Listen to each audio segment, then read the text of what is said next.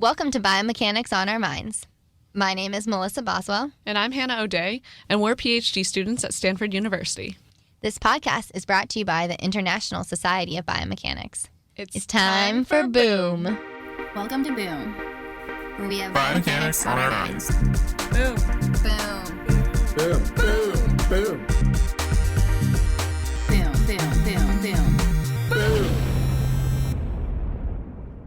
Hi, everyone. I'm Hannah, I'm Melissa. and welcome back to Biomechanics on Our Minds. We have a really exciting interview today with Dr. Timothy Hewett and Dr. Kate Webster, who are both really awesome biomechanists and are working in the space of ACL injury and trying to figure out what are the risk factors there, what role the brain plays, and what are some biomechanical symptoms that can actually predict this risk, as well as some neuromuscular and psychological rehab techniques in order to mitigate the risk of a second injury or in order to speed up recovery and return to sport after ACL injuries. So we have a really exciting interview with them. Yeah, it was really fun to talk with Tim and Kate together because usually she's in Australia, I think. Yeah. And he is in the U.S. and now she's over in the U.S. So we emailed Tim to talk to him and he was like, well, Kate's actually here with me, so why don't we all just hop on together? Yeah, it was really exciting to see their collaboration and kind of feel them build off each other as these two experts in the field. Yeah, exactly. But before the interview, we'll do a bit of Boom. Bit of boom, Gucci. Bit of boom, Louis. Bit of boom. Bit of boom. A recent article published in the Journal of Biomechanics by Cole Simpson, Kara Welker, and other researchers here at Stanford showed that if you actually connect the legs of a runner with a spring, so basically a rubber band tied between the person's ankles, you can actually improve the runner's running economy. So they showed that this spring, or what they call an exotendon, connecting the legs of the runner, reduces the energy required for running by about 6.4%. So that's measured in metabolic cost.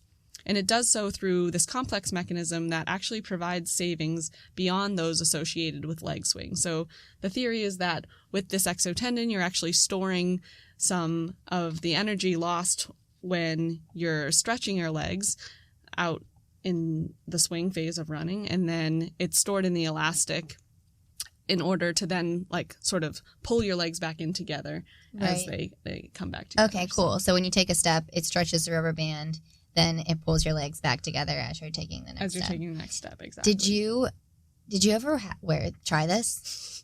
Yeah, I did get to try it, and it was really fun. I think that everyone was surprised that people didn't fall as much as they thought. Yeah, because I feel like I would fall. So I already, I feel like I trip over my own feet already. Would it, bring your feet together and make you trip over them? Or does it really only, help with the, frontal So they played a lot motion with the stiffness of the spring or this exotendon to figure out what was sort of optimal. If it was really stiff, they found out that it was actually really hard to run with because it was almost like you bound your legs together at a really short distance. You can imagine that. So they played with, the length and the stiffness of the spring in order to figure out what was sort of optimal. And they found a device that was able to help people to run faster. I think someone actually even ran a 5-minute something mile. Was that you? No, that was not me.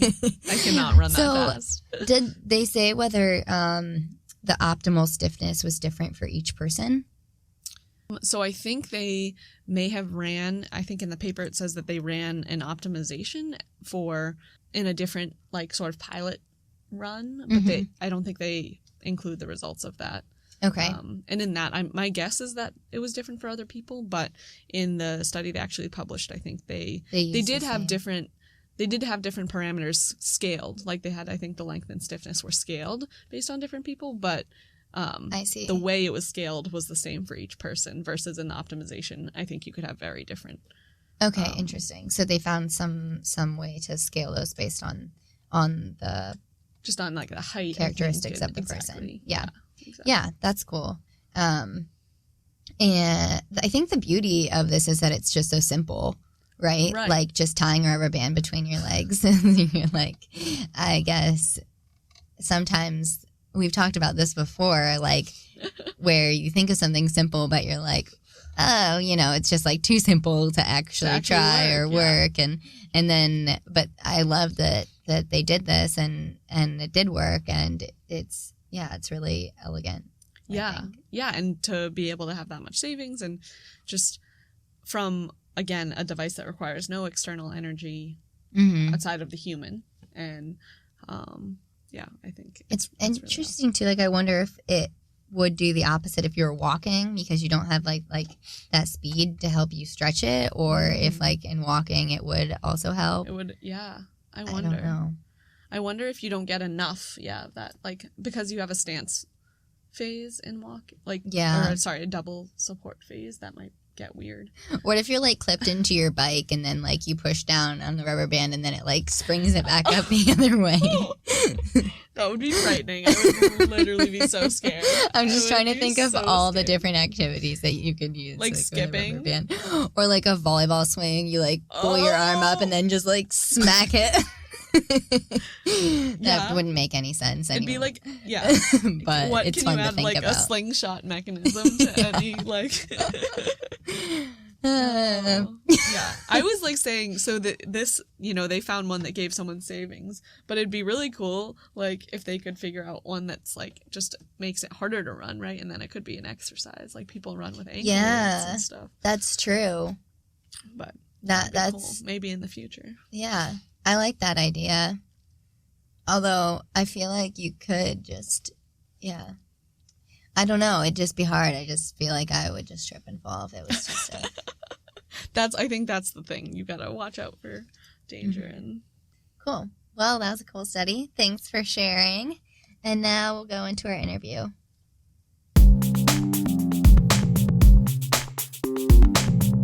So today on Boom, we're talking with Dr. Tim Hewett, who is a biomechanics research consultant, as well as Dr. Kate Webster, who is a professor in the College of Science, Health, and Engineering, and the director of the Sport, Exercise, and Rehabilitation Research Focus Area at La Trobe University in Melbourne, Australia.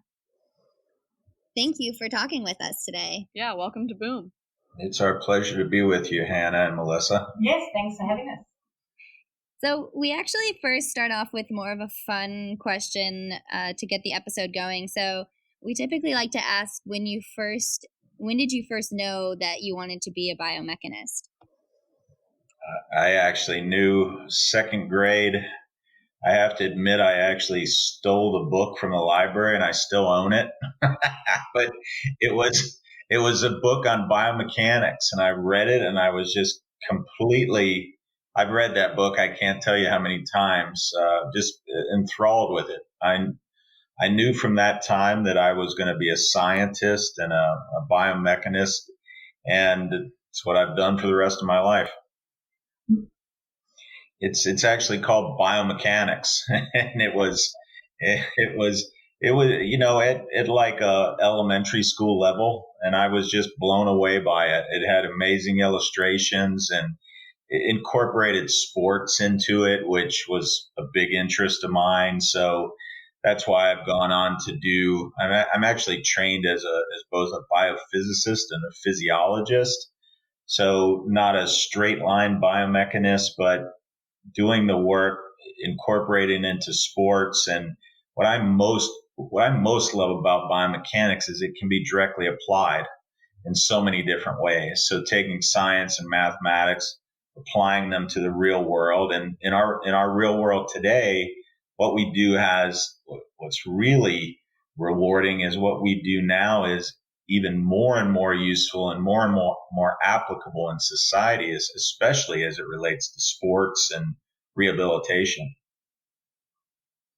Yeah, I couldn't agree more. I'm a little bit of a different story. I came to biomechanics much later on, and that's not my primary training at all, but I took up a postdoc position many years ago at La Trobe University, and we just had a new biomechanics lab built that was a real state-of-the-art lab. It's 40 metres in length, 10 metres in width over 2 stories, and at that time it wasn't being fully utilised. So the facility was offered to me, and we were doing a whole lot of research post ACL reconstruction.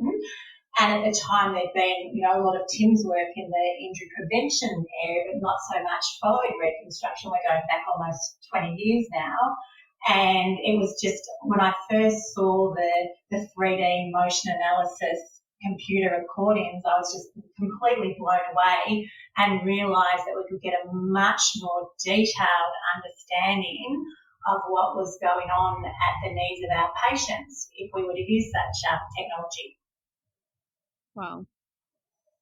Those are really awesome stories. And I love hearing when people answer this question, because you can really hear their sort of passion come out. And a lot of people, very few people, Tim, have your experience of just knowing that they wanted to be in this space and then going for it. Most people sort of come about it in like a little bit more of a roundabout way, or sort of, more closer to Kate's experience. But that's really great that both of you were able to share that with us. So thank you.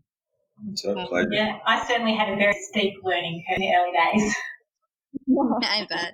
Yeah, I think we both, Melissa and I, understand that in transitioning to different things or different projects. Even you just really have to dive deep and just go for that curve.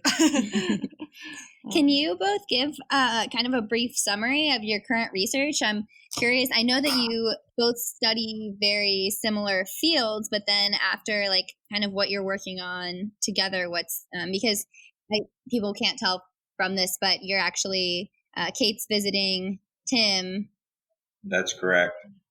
That's right. So we, as with our careers, we came at this from very different angles. So I'm a biophysicist, physiologist who I've been looking at the effector, the downstream, the symptoms. So I got interested in ACL injuries, especially in girls and women back in the early 90s.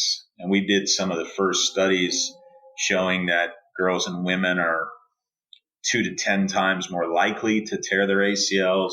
We also did some of the first studies using neuromuscular training that showed we could reduce the risk of an ACL injury between about half and 2/3. And Kate and I recently published a meta-analysis about 20 years later from those original publications showing the exact same thing, that you could reduce the risk of a first ACL injury by between half and 2/3. So I was looking at the biomechanical aspects, the effector end of things. And then as I started doing this neuromuscular training and looking at these interventions, I started to realize, believe it or not, the brain had something to do with it. So I was going from the effector back up the chain, and I'll let Kate talk about her experience, but she started at the brain and moved down toward the effector, toward the limb and the knee. And Kate, I'll let you explain that. Yeah, but I guess in general, there's so many things here that we're working on. It's hard to know where to start. But depending on which way you look at which pathway, one of the things that we've been more recently discussing a lot about is we have these really amazing, sophisticated biomechanics labs, and we can find out a lot of information about our patients and athletes through those techniques, but also we work within clinical settings as well, and how to transfer those skills and to be able to do clinical testing in biomechanics on like a vast number of our athletes to help both prevent first, primary and secondary injuries. So where our collaboration has gone is we started working together, getting at this problem of secondary, tertiary, quaternary, downstream ACL injuries. So Kate and our lab did basically from different sides of the planet.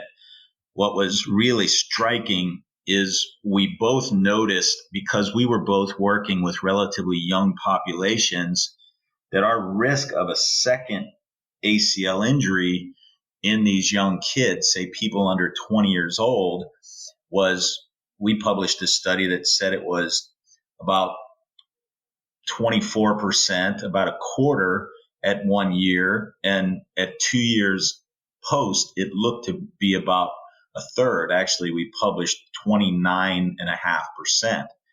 Well, a very similar time, about that same time, that was Mark Paterno's work, who was a PhD student of mine. I was actually scared to publish it because I knew people were going to say, well, you guys must not know how to reconstruct ACLs. I was in Cincinnati at the time, because that's a super high rate. And so I knew we were going to be criticized, and we were. And then Kate and Julian Feller and her team in Melbourne, who I'll let Kate talk about Aussie rules footy and the risk there, but they published the exact same number, 29%, if you were just looking at these young athletes. And so that's where we started working together, and Kate came to my lab at Mayo Clinic to start collaborating. She did a sabbatical with us, and that's when we started working on this problem that we've been working on now for going on 5 years. So, Kate, I'll let you talk about what you did in Aussie rules footy and the risk of second injuries in that sport and at that level. As Tim said, we really realised we had a big problem with second injuries. The study he was talking about initially showed this 29% of second injury rate, and that was as part of a larger study where we were looking at all the risk factors for second injury. Then when we realised our young kids were having so many of these, we expanded it and found it's even as high as 35% when we, more than double the number of athletes. But yes, for us, particularly I live in the state of Victoria, which is the home of Australian rules football.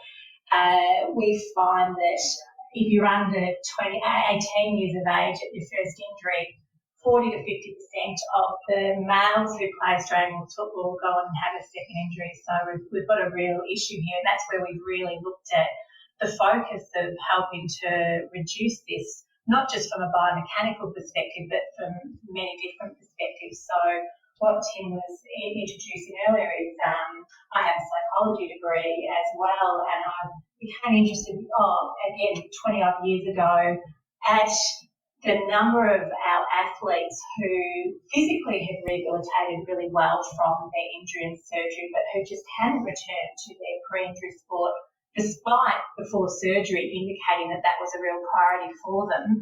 And we really found that, the brain does matter, and the whole psychological readiness of an athlete. Just because we fix their knee straight away doesn't mean that they're willing and ready to jump back into sport. And we feel that, that has a lot of implications on a whole lot of other things, particularly the way in which potentially you move following surgery as well. And if you lack confidence, that's going to be reflected in a number of things. So that's another area we're currently looking at a bit more closely. So from there, what we're doing is in series doing large cohort studies, trying to figure out what are the biomechanical symptoms that can predict risk of a second ACL tear or a third or a fourth ACL tear, but then go back upstream to look at psychological factors. And Kate and her partner, Julian Feller, did the early work. They developed what's called the ACL RSI, the ACL Return to Sport Index, which is a psychological scale. And we just started publishing the first studies. This is with a shared student of ours, April McPherson, who's a biomechanics student and a bioengineering student at Mayo. And she's gone back and forth between our labs here in Rochester, Minnesota, and Melbourne, Australia. And she's published some of the first data showing how connected the biomechanics are to the psychological aspects, and also how important this mindset is, the psychology of it is to your risk of altered biomechanics, but more importantly, of altered downstream second, third, fourth injuries. We should do a plug for this too for students that are listening. There are a number of fantastic student exchange programs between Australia and America. So this was one by the Australian Academy of Science, but there's other equivalent ones from the American end as well that support students to come and do a defined, 3-month period of study overseas that an amount of living is paid for. So it's a really good opportunity for students doing postgraduate research studies to look out there to broaden their experience by doing these sorts of things. Absolutely.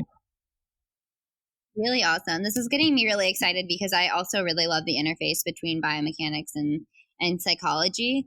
And I was wondering, so you said you use the ACL RSI to measure the psychological readiness, but I was kind of interested how you can improve that score and like what it's actually measuring and how you think that's affecting the biomechanics. So the ACL-RSI measures sort of 3 aspects of I'll use psychological readiness as an umbrella term. It looks at the emotions an athlete might experience when returning to sports, so fear, anxiety and those things. It also looks at confidence, not just 2 aspects of confidence, the confidence that the athlete has in their ability to perform back at their pre-injury levels, but also the confidence that they have in the knee itself. So they're feeling that the knee won't give way on them, etc.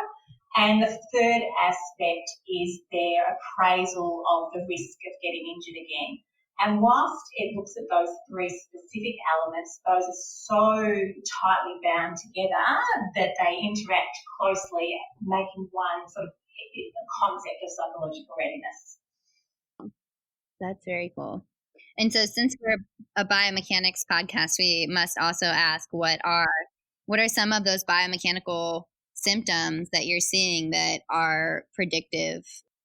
So another PhD student of mine, Chris Nagelli, asked that question. Actually, he and Kate got together when she was doing her sabbatical, and we had a lot of her ACL RSI data from our cohort. I was at Ohio State for a little over 5 years, and we tested enormous numbers of athletes there.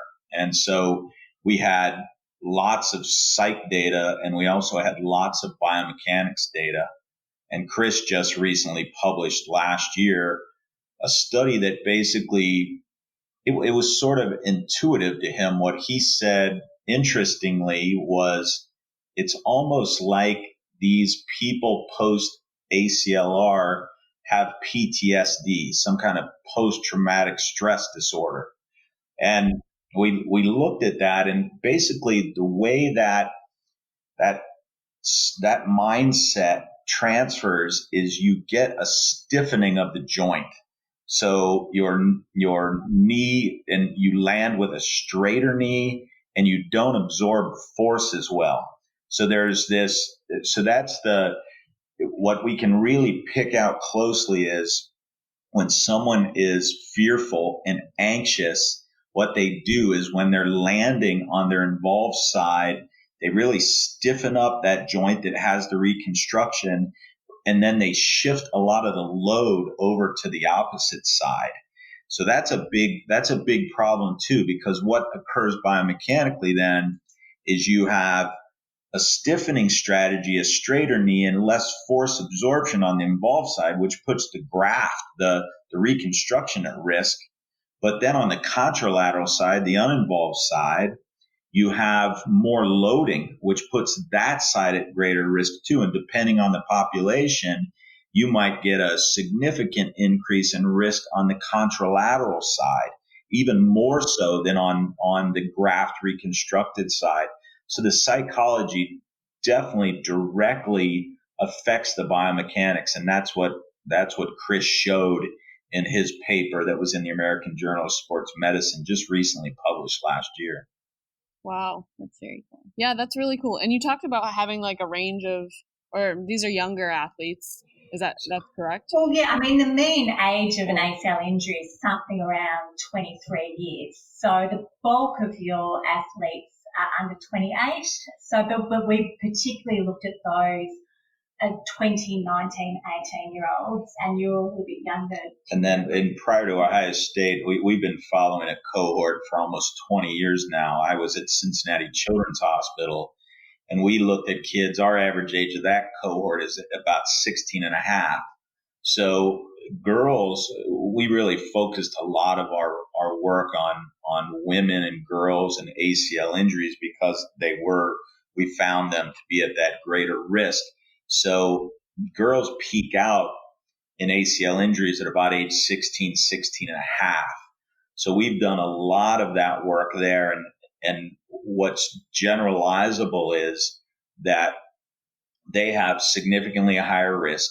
They show a stiffening strategy. Basically what we showed is four biomechanical factors that put a young athlete at risk for a second ACL injury. The first is that instead of using their glute and hip complex to externally rotate and abduct their hip as they land and take off again, what they do is they allow the ground reaction force internally. It creates an internal net impulse, internal moment at the hip.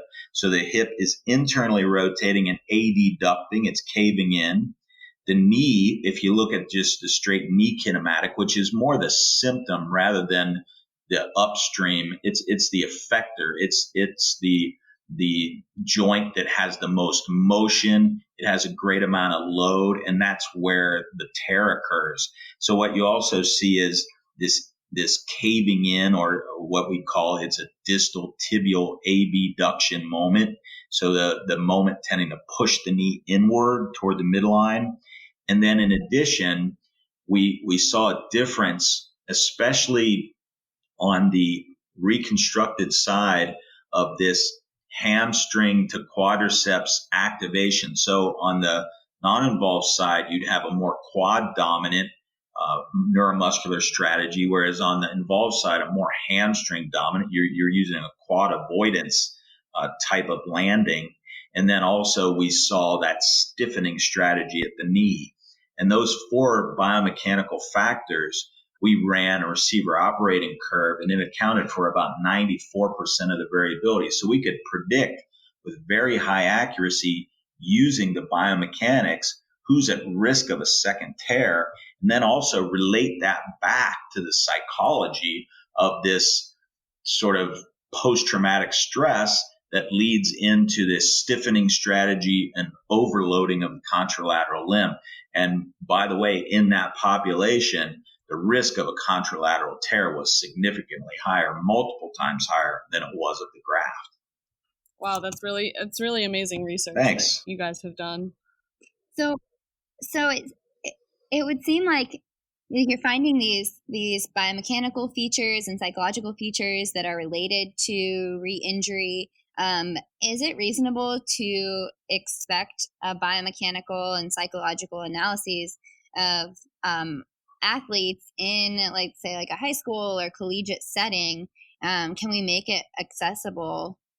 So it's one of the big challenges. So we published a study that was all in girls and women, basically in 1999, where we demonstrated that using neuromuscular training techniques, and there are psychological aspects to that training as well. What we do is for example, we teach them to land light as a feather, use their hip and knee as a shock absorber. So it's a lot of visualization, psychological training techniques to land more softly, to roll their foot, to absorb force through their hip rather than in their glute, which is the biggest muscle of the body and can absorb that force. So what we showed using these sorts of interventions, that we can reduce the risk. We showed by half in all ACL injuries and by 2/3 in non-contact ACL injuries. And then Kate, when one of the things she worked on in the sabbatical with our lab was, where does that data sit now? And this was a paper we published last year in the Journal of Orthopedic Research, where she showed 20 years later, if you look at all the data that's existed in the literature. So she did a systematic review and meta-analysis of all the existing published literature, showed exactly the same thing. 50% reduced risk of an ACL injury and 2/3 reduced risk of an ACL, a non-contact ACL injury in a female, in a woman or a girl. But what you're getting at is even a bigger challenge, even though we've known this for 20 years, and even though we've demonstrated it by the entire existent literature that we can reduce the risk using neuromuscular psychological training techniques by half to 2/3. The problem hasn't gone away. And that's primarily due to institution of those interventions and compliance with those interventions. In other words, you can bring these techniques, but that doesn't necessarily mean people are going to use them. And I think that gets back to Kate's expertise of the psychological aspects and how do you bring people like coaches at a high school or junior high school level, athletic trainers at that level who are some of the most underpaid and overworked people, right? The coaches all have outside jobs. How do you convince them that this is worthwhile to intervene? And part of that, a huge part of that is education. It's amazing how many people, even though this data has been out there for 20 years, it's amazing how many people have no idea whatsoever that you can reduce the risk of an ACL injury in youth. Yeah. It's amazing that also it's sort of like a time, like a cultural and societal thing, like that society has to be ready to hear these things. And I feel like it's just now like this sort of mindfulness and even like meditation is coming back. I know that's not totally the same thing, but like it's just now that maybe we're starting to be ready to hear some of these things as a society. Yeah, and as having really good data sources to demonstrate that this is a problem and that we do have solutions. There's a number of really excellent ACL registries around the world, and also the Moon group data here in the States that have really been tracking from a large population basis just how many, that the ACL rates are rising, particularly in younger athletes, and so on and so forth, that we really now know is the magnitude of this problem is a really big thing that we need to do something about. And the problem is actually growing. Kate and I just wrote a commentary that we're trying to publish, which basically shows that, one of the reasons this is such a big deal down in Australia is per capita, there are more ACLs in Australia. There's in the range of 100,000 ACL tears a year in Australia, and there's only 20 million people in Australia. So we have 300 plus million people.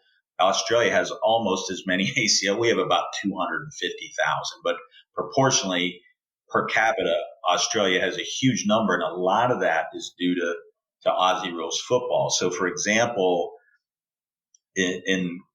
we think of in the United States, NCAA women's soccer and basketball are the highest risk.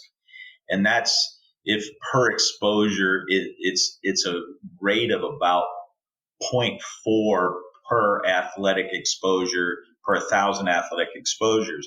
So if you convert that over, men's Aussie rules football is about 1. So it's like 2.5 times greater. That's how high the risk is, because what you basically are doing in Aussie rules football is recapitulating the ACL injury mechanism. The athlete goes high in the air, their trunk gets perturbed, their trunk moves over, and their center of mass moves lateral, their hip and knee joint caves the hip and knee in, and the ACL ruptures.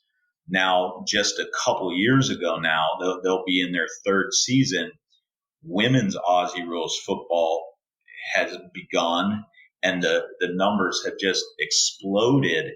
And the problem is, with the lack of these interventions, is what you see is a number around 8. So it's 8 times higher than men, and we're talking maybe 20 times higher than women's basketball and soccer. So huge problem. And this is why awareness is an education and utilization of these interventions is so key, because this is a huge problem and something needs to be done about it. And that's why we're happy to be talking with you today to get the word out about you actually can measure and perhaps alter the psychology. We know you can measure and alter neuromuscular control and downstream biomechanics. And we know from the epidemiology studies we and others have done that you can reduce the risk between half and 2/3. But people have to know about it, and it has to be instituted. Yeah, we really appreciate you talking with us, because I think, like you said, that's really important just to spread that knowledge. And a lot of what you said, it seems like can be applied to both like preventing ACL injuries in the first place and then also preventing re-injury. As you said, I mean, we want our kids to play sport, and sport's a really important part, not just kids and adults alike. Sport is a really important part of our everyday life, but we need to be able to do it safely, and that's what we're really focused on, the intervention and the education here. And really, that the first ACL injury can be devastating. You're out of your sport for, on average, people used to think it was 6 months. It's not 6 months. It's a year to 2 years. And we've published papers on that data. And then, so you go through this grueling, painful surgery, post-op rehabilitation, return to sport, grueling rehab, and then get back on the field. And Kate and I can give you many, many examples. They go back, the more quickly they go back, the more quick the re-tear occurs. It can happen in just a game or a few games, that happens all the time. And that second ACL rupture is just devastating, because now before you were unaware what you were going to have to go through, the time it was going to take, the surgery, the grueling rehab. Now you're aware of it. And I had in my lab at one time 6 people with 2 ACL tears in the lab, because after you experience that, you want to do everything you can from preventing yourself and anyone else from ever having to undergo such a devastating result as that.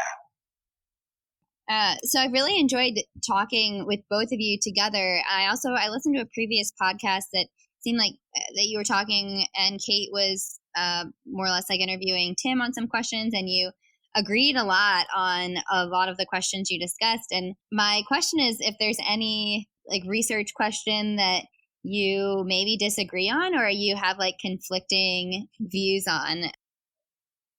The one that we talk probably the most about is graft source. Is that what you were thinking? Yes, absolutely. We disagree on this one constantly. It's a tricky question, actually. It's something that I don't think a lot of people disagree on, and we're still that's one we heavily debate and still debating. And when you said earlier about what new biomechanics studies, etc., we're doing one that we're currently doing in Melbourne is looking at a group of athletes who have had ACL reconstruction done with a quadriceps tendon.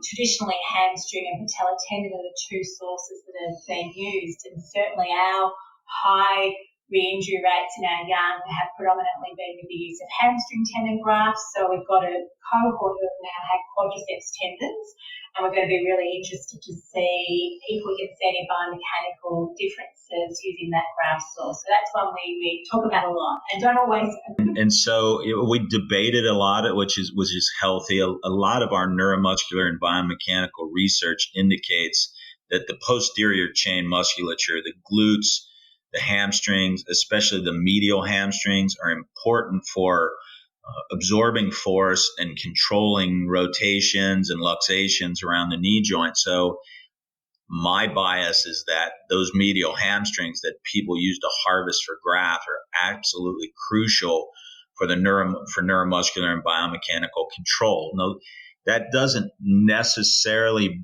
in the past, it didn't necessarily come out in the epidemiology, but it is coming now. It shows that the hamstrings have a risk of re-tear in the range of somewhere between 1% and 3% higher than, say, what a lot of people consider the gold standard, the bone tendon bone graft. But that's another paper we're working on to say, okay, a 1 to 3% difference, is that clinically significant enough to be changing practice? And so I think healthy debate is good.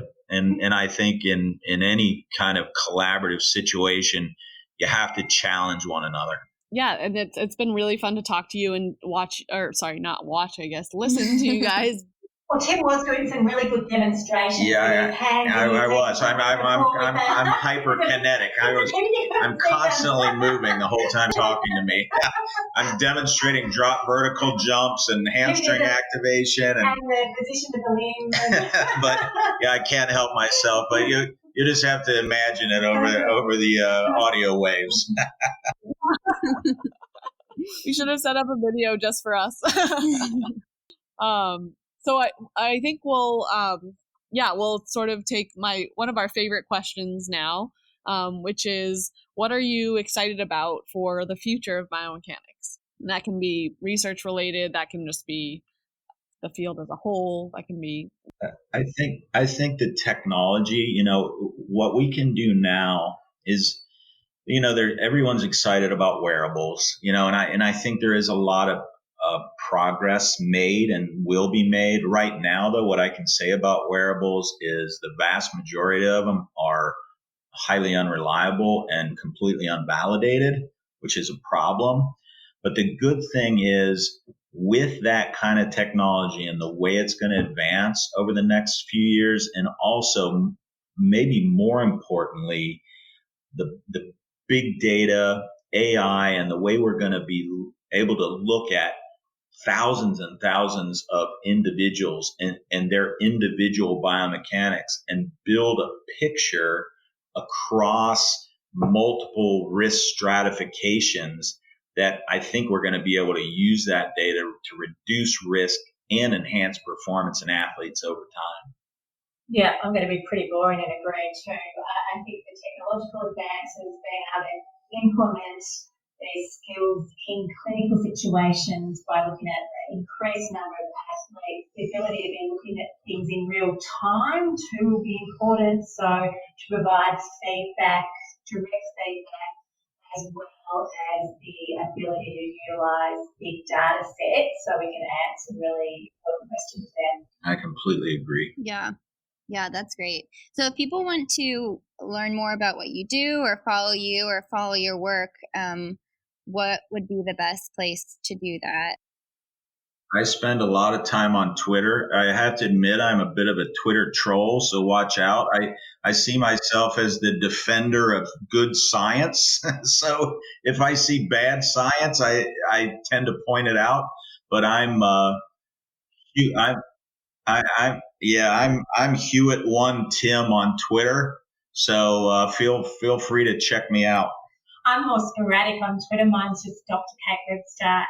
But if you direct message me and things like that, I usually answer. So that's fine too. That's great. It's kind of incredible, the conversations that are had on Twitter now about research. I actually, Kate, on yours too, there's a cover photo that I just really quickly wanted to ask you about. It says, there is a quote that you have as your photo that says, if one does not begin with the right attitude, there is little hope for the right ending.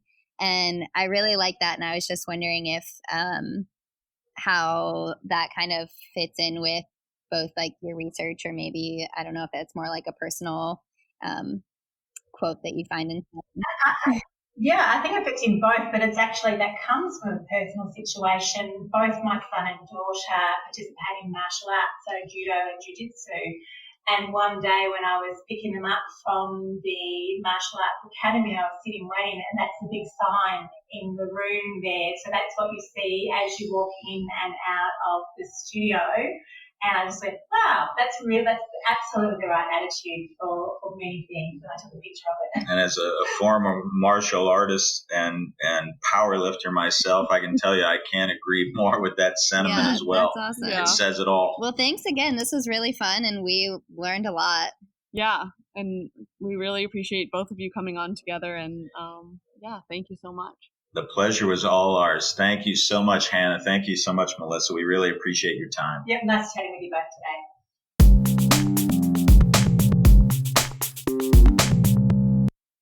That was a really great interview with Tim and Kate. So we really appreciated them being on. And now we will jump into our research fails segment, which usually is where we're able to share some failures from research. But I think one cool thing that we did at the International Society of Biomechanics / American Society of Biomechanics conference in Calgary was put up a question out to you guys that said, if you could change one thing about science or research, what would it be? And we had you leave your answers on sticky notes on our board. And it was really exciting to see all these different things. And I think these are the things that sort of get inspired by failures. So when we have failures or we see what's wrong with what we're doing in science or research, we dream about what it could be. And so kind of flipping our research fails to the other side of what can we learn from our failures or shortcomings, we want to share some of these awesome ideas with you. So some of these are, so a lot of them were about funding, but that's to be expected. You know, more money, more funding, but also more collaborations, which are good. And this was a good episode for that as well. We had some about open publishing or open access to journal articles, which were really positive. I think in general, there's a lot of like sharing sentiment on the board. So that was really exciting. Yeah, definitely. More shared data sets, more translation into the real world, which is always super important. Yeah. I think we saw some. I like the double blind reviews. That's also kind of interesting. And no publication bias on positive results. Yeah, right. So, like, people actually want to hear more about failures and traditionally. What the actual results, what the results are, regardless of whether they're supporting the hypothesis or not. Yeah, we have multiple things on here about more teamwork or more team-oriented science. Mm-hmm. More opportunities for research for young scientists, not just seniors. That's a good one. We should think of some ways to be able to do that. Yeah, I also see this one. I like this, more user feedback. I think a lot of times we kind of do science from the bottom up. We do the science part first, and rather than going sort of top down from like what the application might be. So that would be really nice to have user feedback to do a little bit more of that, and helps with the translation into real life maybe. Mm-hmm. There's also a few about MoCo, which is musculoskeletal co-location software, right? Is that? Yep, that plugs right into OpenSim, and two people from our lab, Scott Delp's lab, are actually working on this, Chris Dembia and Nick Bianco. Mm-hmm. And they presented this at ISB/ASB for the first time, and people were super excited about it. So you should look up MoCo and all the cool things it can do. Yeah, they're a great example of an open source software that they want people to be a part of both making and implementing. So I think they also put this sticky note on here that says more code on GitHub, that they want people to be sharing their code just like they're doing, so that we can all sort of build together, which I think is really great. Yeah, definitely. Yeah, so thank you for all of the suggestions. Definitely things to think about, and it's fun to get these conversations going. So we can keep these conversations going on Twitter. You can tweet at us at BiomechanicsOOM. Or if you'd rather be less public about your opinions or what you'd like to see on Boom, or you want to share a research fail with us, you can email us at biomechanicsonOurMinds@gmail.com, and we're happy to hear from you. Yeah, so thanks for listening to Biomechanics on Our Minds. I'm Melissa. And I'm Hannah. And we also wanted to thank the International Society of Biomechanics for their support of this podcast. Biomechanics off our minds. Bida boom, Gucci. Bida boom, Louis. Bida boom. Bida boom.